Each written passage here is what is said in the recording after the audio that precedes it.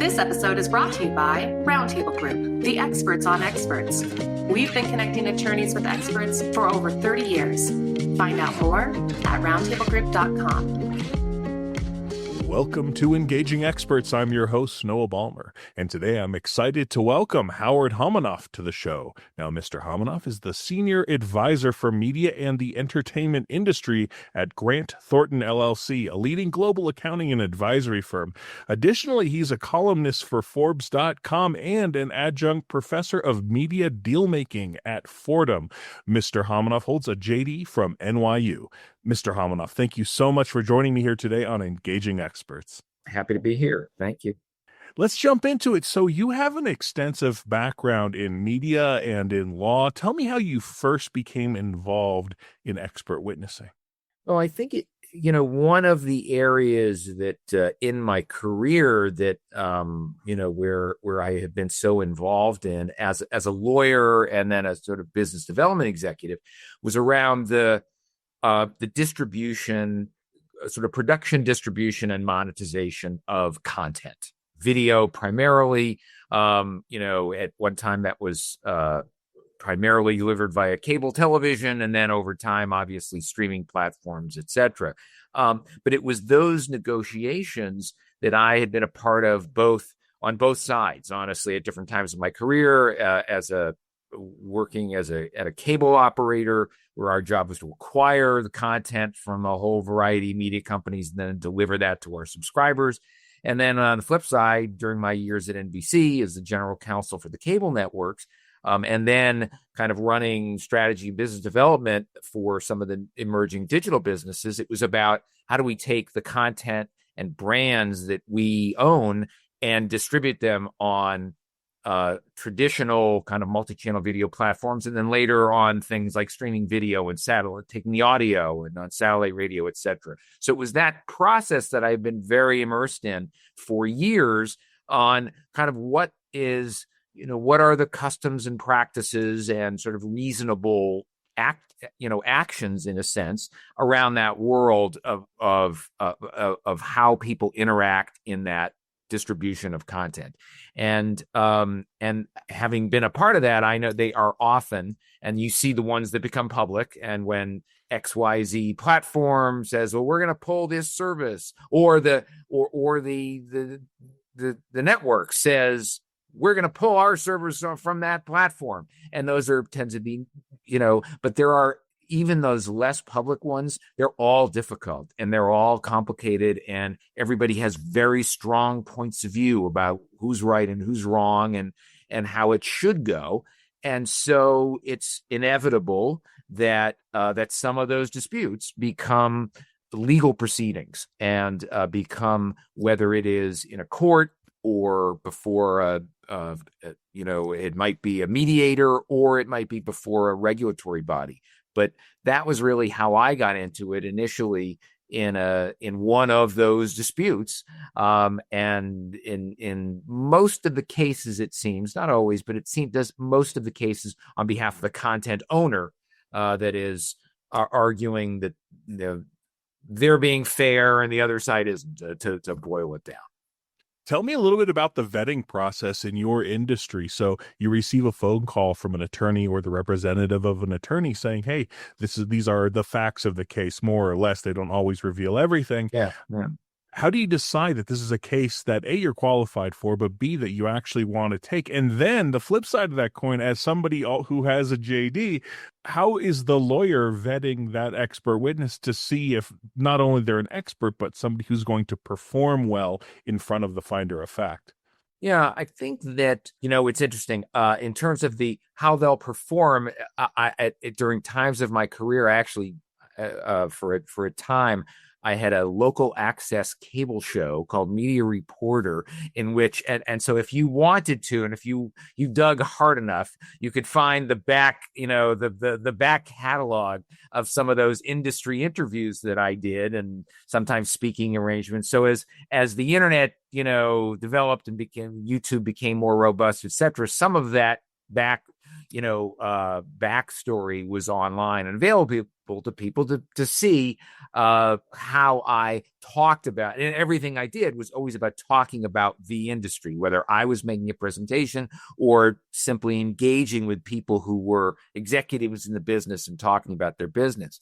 I think that it's when people are reaching out, one of the things that has distinguished me in over the years is that I am both, I think, in perception and reality, a bit of a Switzerland. So it's difficult when there's a dispute. You're not going to be able to hire somebody to be your expert who has a full-time job inside of a media company, inside of a studio, or inside of a cable company, or inside of a streaming platform, because they so obviously present, as much as they may say otherwise, they so obviously present those biases. So for me, having been at different times on both sides of that, and written about it, and for Forbes, and talked about it in a class, so I've been immersed in this, but not necessarily with a particular axe to grind for one side or the other. So I think people, first of all, it's very much word of mouth. It is very much, oh, I came to you because either maybe somebody knows me directly and had been a client, or we had worked together, or the law firm may have worked with me in a prior case, or somebody they know who had been at that firm and now is in-house or something like that recommended me. So there's a bit of that kind of, the network, 6 degrees of separation thing that goes on. I think in this, as I suspect in so many other places. And then I think I pretty good at passing the, does this guy know about our business test? Good at the, can he be, and is he in fact kind of objective about the business, and is going to look at this case sort of on its own.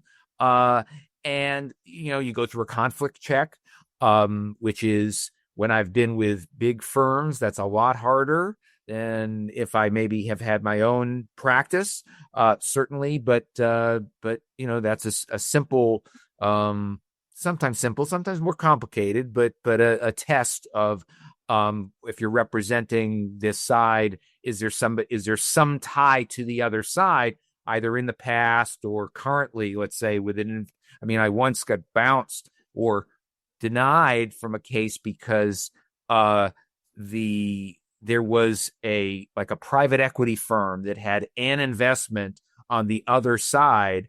They were not going to be at all part of the case. They were a minority private equity investor, but they were a client of the tax department at PwC when I was there.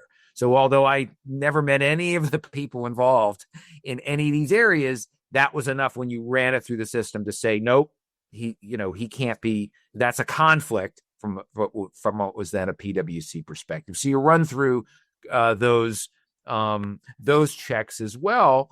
And then I think the more I learn, I need to learn enough about the case to make sure that my point of view is going to line up with the people that want to hire me. And so, at the end of the day, you can't know all of that until you've kind of gotten further into your work, but at least preliminarily, when you've got the facts and the relative positions described to you, are you comfortable being on the side that wants to hire you?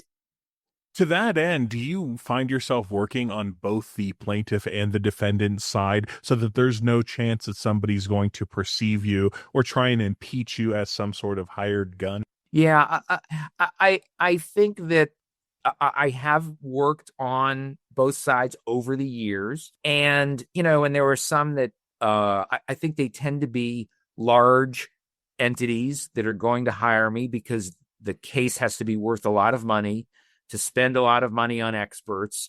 And so that, will tend to involve bigger entities. But I think that, again, sort of that body of work, and I've worked on both in my career as an executive inside of a cable operator, distributor of content, as well as inside of a company making content. And so that that professional background on both sides, and then teaching and writing, which if you read read the many published pieces in Forbes, which tell you that I'm going to call it as I see it, and I've come down on different sides depending on who I think is right or is, let's say, acting smartly in a particular circumstance. So you are if memory serves, a weekly columnist. Is that correct? Yes, more or less. So yes. as somebody who has a lot out there in quite a big forum, Forbes isn't small. Is this something where you have to keep track of everything you've ever said in the history of your writing so as not to be impeached or contradict yourself? Yeah. Well, Forbes is very good about literally everything I've ever created for Forbes is available. They keep it publicly available. So I do recall a case, now, and that keeps getting bigger.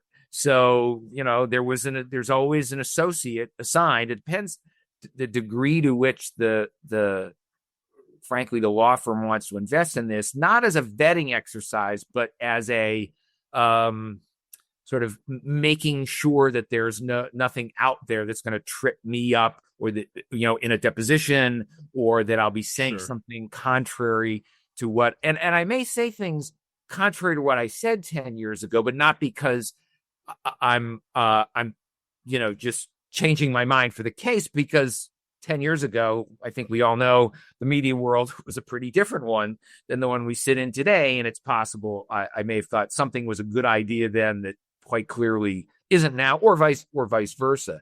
But there have been associates who've had the pleasure, I hope, of having to read everything I've written for the last 10 years on an almost weekly basis in Forbes. So there's a lot. I suspect that's probably a job now that AI will take on, at least in a summary fashion. And so the associate will then go to the summaries and kind of work at it from there. But that's it's a time consuming task.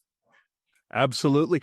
Are there ways that attorneys should be preparing experts for those sorts of eventualities? The facts of this case run a little bit askew of something that you once said in the past, and this is how we're going to handle it, and this is how you should answer those questions. Is that something that you are normally advised on or prepared for it, or can it hit you, or can it blindside you a little bit? No, well, if the attorney is, I try myself to be, not that I go back and read all 10 years or something, but there are certain things, that let's say over the last 2 years, because it's going to be a current dispute, and I've written about it, and I've said to the attorneys, for example, because sometimes you don't know how this will cut. Well, I've said something in this area, which actually is aligned with us, but I don't want that to be perceived as, well, see, he was biased.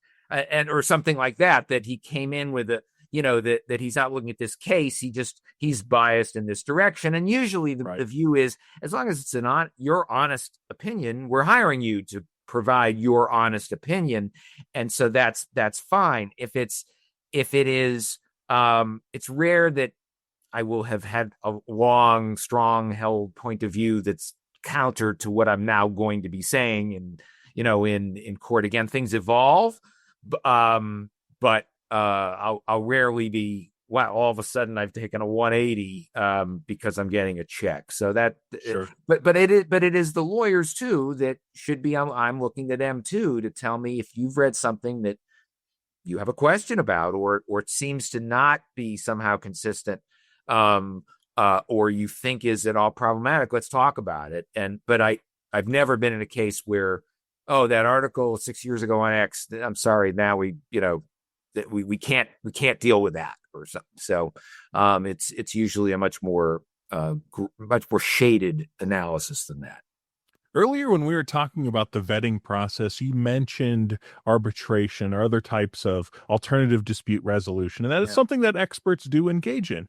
How is it different? How is ADR as an expert witness, and in any respect, from the engagement, from the contract, from actually performing as an expert? What are the differences between being in, say, an arbitration versus a standard trial? It depends a bit on, I suppose that's like the classic lawyer's response. It depends. Right. So, but there have been arbitrations that I've been a part of in which they're in all but the sort of technical legal sense, they seem like a trial. And, there are witnesses, you've been deposed in advance, and then you're also by the lawyers, and then you testify, quote, in court before, quote, the judge, but it's an arbitrator, and they are probably they may be a retired judge, they may be an attorney, they are not generally someone who has any background in the industry, so it's more of their background as someone who has arbitrated cases and knows the procedure and that level of comfort. But I think in those, the work that you do, and again, it depends. Sometimes most cases I get hired, I'm probably writing a report and then being deposed. But that depends a bit on the procedures involved, and frankly, depends on the money that's at stake too, and how much the sides are probably willing to spend on what can be just because it's arbitration doesn't mean it's not going to be lengthy or expensive in terms of its process. Sure, and a lot of people don't realize that. They think arbitration happens overnight, and everybody sits around a table and sort of works it out or something, and and that certainly hasn't been my experience. Well, let's talk about formality a little bit and demeanor. Is there any qualitative difference in demeanor or the kind of overall just kind of vibe of it compared to a jury trial? I think it does feel less. It is less formal, certainly so when there is no jury and it's just a judge, a bench trial in court versus an arbitrator. The work before, actually, I think sort of writing the report, deposition, doesn't look very different at all, really. It's more just at that stage, it becomes a more a bit less. The rules become it's a little more flexible again in the arbitration realm than it is on certainly a federal court level. And the FCC I have been an expert before the FCC, and there you may have an arbitrator who does actually know the industry, have some more direct industry experience, but it is, and again, less formal than probably than a federal court, but you're sworn in, you've got lawyers sitting at the tables, and you're sitting in a box or something like that, a platform, and so it can be pretty formal. Sure, absolutely. Let's talk a little bit about billing and contracts. And so you've accepted your engagement. You've decided that you're on the same page. You're the right expert for the job. You've vetted each other. What sorts of special terms do you like to use? Do you have a non-refundable retainer? Do you like hourly rates? Do you like project rates? Tell me a little bit about your billing structure. Obviously, we don't need the details on the actual numbers, but just structurally. I think structurally, I will always ask to have an upfront retainer. Early on, maybe when I had done this, I had a bad experience, honestly, with not being paid anything upfront, and having a law firm that I later had to sue because they, I did work, and then they basically can more or less change their mind about whether they wanted an expert or not, and which they're perfectly entitled to do. You pay me for my time and I'll move on. There's no guarantee of what you're going to do, or but and that was a circumstance where, so I wasn't paid anything, and the pressure was all on me to go chase down the money, and so as a sort of incentive to make sure that there's the other party has, call it, skin in the game, there's an upfront payment. It's not Sure. I don't make it non-refundable in a sense that if they did, the next day, again, never had this circumstance, say, you know what, it turns out, or the case settles. We paid you your retainer, and 2 days later, the case settles. Okay, Right. I'll bill you for the hour I spent, and I'll keep that and return the remainder to you, or whatever it may be. But so it's against whatever the ultimate monies owed is the way I've operated it. I will sometimes, I think in almost every circumstance, I do it hourly. Sometimes people will ask for an estimate of where they think you're going to come out. And It's tricky, right? it's really hard to do that. And I wouldn't commit myself in any contractual sense to a ceiling. I would simply say, look, that's where maybe before they've hired me, I'll say, look, this is, or you can kind of do the math. Here's the hourly rate. So here's what I think if you're asking me for a report and then, a deposition, this is the ballpark of where I think it might come out. And it might be close and it might be way off. But it may be something completely out of my control. The other side, that there are many, many more lawyers involved than I had thought, which obviously raises the overall amount of time and cost of the litigation. So I'll look at that. And then there are things of, there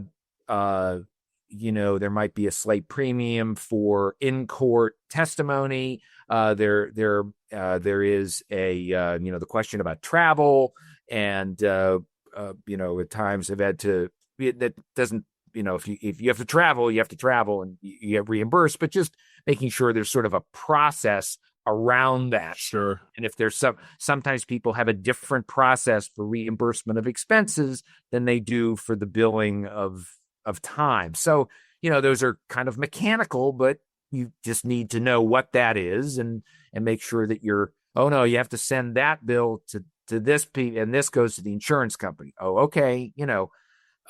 Whatever it is, you comply with, but you have to know that. Don't be in a position where, people say, oh, I don't have anything to do with this billing thing. So you don't want to be in that situation. Let's talk a little bit about preparation. So it's the big day. You're going into a potentially endless deposition, or you're going into cross-examination. How do you like to get ready?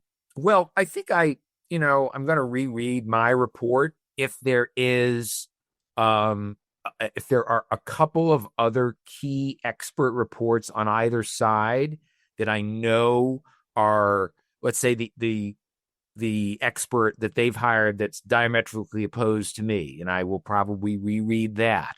There might be, I'm not an economist, so I will be, oftentimes I'm the industry expert to really talk about how things work in the real world and how negotiations take place and why certain things that might not make sense logically to you take place in this industry, etc. And then there's an economist who will run what looks like, the regression analyses, etc. And we're kind of complementing each other, and there may be a need for me to refamiliarize myself with some of what the economist is talking about. We're generally, the areas are different, but it helps me to feel at least a better understanding for where they're coming from and questions that may come up about that. I probably drink too much coffee in my life. It's not just limited to expert witness testimony, so I'll cop to that vice. But the coffee is pretty well free flowing, and water also obviously nearby at all times. Hydration is key. So yeah.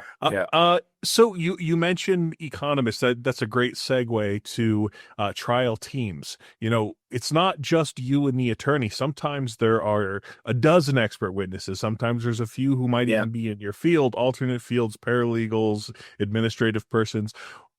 How much or to what extent do you interact with other members of the trial team? Sometimes, and we'll take my cue, of course, from the lawyers and what they need, they may think that their economist needs to hear from me in terms of some of the real world applications of what, how things work in the business. And so we'll have sort of that interaction. There's not much where, hey, you need a better understanding of regression analyses, so we're going to do a session on, on that with you. No, that doesn't happen too much, but it may be, or the economists may simply on their own, if the lawyer gives them the okay, may reach out and say, hey, can I grab you for 20 minutes to ask you about X?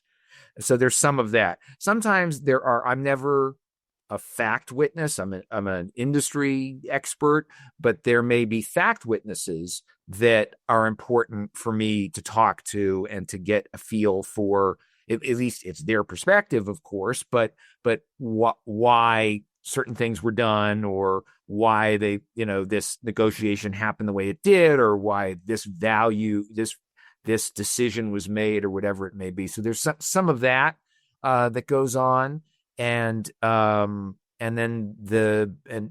so the team of lawyers is going to vary. Sometimes the partner or partners are very hands-on. Sometimes you're almost dealing with the lead associate almost the entire time until the very end, and the partner, like the dentist, after you've had the hygienist do all the work, comes in and says, looks good. Yeah.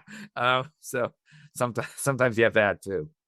Sure. Have you been engaged in different venues, local, state, federal, across state lines, other countries, anything like that? And if so, what are some of the things that you have to think about or be aware of as an expert witness? Do you need to understand any particular laws or any rules of the courtroom? How do you go into a new venue? I think that I'm usually going to look to the lawyers who practice there to give me that instruction. Sometimes I'll get some advice around the arbitrator or the judge, and they'll say, look, here's what he will like. He doesn't like to get into too much on XYZ. He really this is the way, and you'll get questions from him, and he'll chime in, and he'll say, and so it'll be the peculiarities or unique elements of the court, or the individual, even more than the venue. I think that whether it is, and I have had proceedings before the Copyright Royalty Board, which is so multiple members that are listening to my testimony at the same time, and all of which can, in that case, can ask a question. And other times it's a judge, or it's an arbitrator that may ask the questions, or it may never get to that stage, and it's just a deposition, and it's just an extremely hostile attorney on the other side who's asking me questions. But again, there too, that it may be just my lawyer giving me a sense of, hey, we've been through a whole bunch of depositions with this. This is what you're likely to get, and when that happens, don't get thrown, or that type of advice. Do you find yourself needing to take a proactive approach and ask the attorneys these questions, or are they pretty good at preparing you with? I think most are pretty good at that, and they're and they're, if they're experienced litigators, and there always are going to be, in the case at this level, somebody's senior that have been through this, and so they'll take you through that. If I feel like I haven't heard everything I need to hear, I certainly will ask. But they're usually pretty good about having the sense of what they want their expert, what he needs to know. Moving to the general, what are the factors that make for a quality, efficient, effective relationship between the expert witness and the attorney? How do you get off on the right foot, and how do you maintain that momentum going through the entire engagement? I think first, I never will provide a deadline that I'm not going to hit. I will never say, you're going to get this by X, and then not deliver it. So Sometimes a lawyer may give me an unreasonable one, or what sounds like unreasonable, but mostly, frankly, if they do, it's because I came into the case late, and which is happened in many cases where, sorry, but we actually need this report in 10 days. And you go, okay, that's part of the reason that you've gone to somebody who really knows the industry. I get it. I mean, it sounds pretty crazy, but I get it. And so I think really, it sounds cliche, but I think just open, honest communication is most critical. And I'm not going to be, if I'm off on the, wrong path, and it's not, it's not about, oh, you're wrong, you have to change your report. It is about, boy, this judge really needs to hear a lot of detail about the industry because they really know nothing. And so you've really got the stuff that you think everybody knows, not everybody knows. So beef that up or something like that. So I think it's having, a lot of communication, setting reasonable deadlines and expectations, and working out if there are resources that they have that can be helpful to you. And, we're now, when I began this, I think, the internet was always there. I don't go that far back, but it was less helpful. And certainly there wasn't the AI, tool that you have now. But, do you need someone to research, a whole bunch of, go way deep on something, or to pull up a bunch of Nielsen reports, that will save you a lot of time. And my argument is always, I'll do that. It's not like I think it's beneath me, but by the way, it's much more cost efficient for you to take one of your associates who are probably being paid, less than half of what you're paying me. And so they're happy to have those opportunities to be helpful, and to make things more efficient. And sometimes they may just simply say, you know what, I don't have any spare bodies. I'm going to have you do. Okay. But again, have an open communication about that. Try to be, and I always say, look, I'm completely here to support the case, the argument. And so, it doesn't matter if I do something and then you don't use it. It doesn't matter if I say something and whatever, it's in support of the case. And I only know what I'm doing and what I think about what you're asking me. I have no idea about, fact witness 18 and, the booby trap that is, and, to how that might relate to just not focusing on a certain thing or focusing a lot on something else. And of course, the flip side of that coin is, are there any red flags that you look for that, oh boy, this is I better either not accept this engagement if it's at the beginning, or, change tacks and try and right the ship a little bit. What are the things that can happen that can set an engagement off kilter? I think if you feel like you're not getting enough information from the lawyer about the case, we'll tell you that later, or that's not that important, or something, that would be a very much a red flag, because I might ask you a question.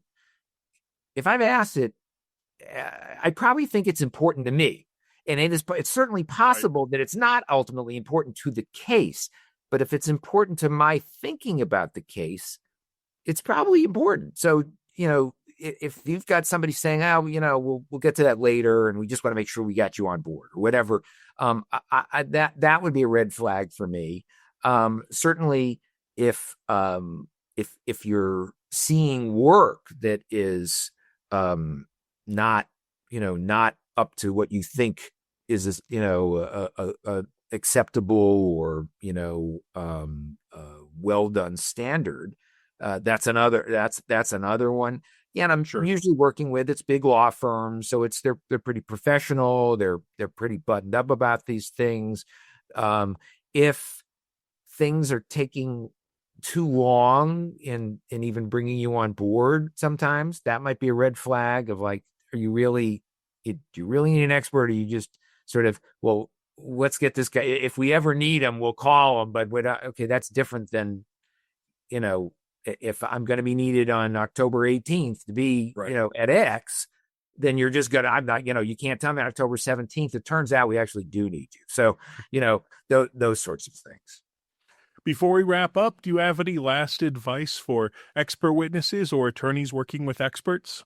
I guess I would say that two things come to mind. One, which is, and I, come to realize how little you should really say when you're being deposed, unless you need to.